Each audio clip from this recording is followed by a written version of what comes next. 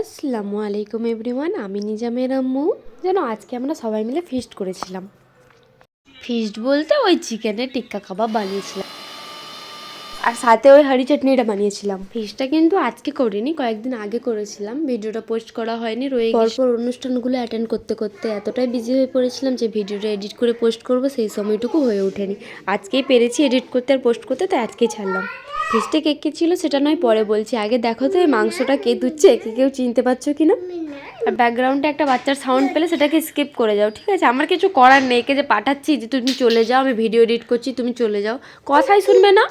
আমরা না এটা বানানোর জন্য ইট দিয়ে ঘিরে একটা কয়লা দিয়ে চুলো বানিয়েছিলাম। দেখো, বানিয়ে তো নিয়েছি, কিন্তু কয়লাতে আর আগুন ধরাতে পারিনি। সে যে কী কষ্ট হয়েছে আর কি বলবো। প্রথমে না আমি ভেবেছিলাম রেসিপি ভিডিও দেবো, কিন্তু কিভাবে কি বানিয়েছিলাম সেটা আমার ঠিক মনেও নেই, আর অর্ধেক ক্লিপ তো নেওয়াই হয়নি।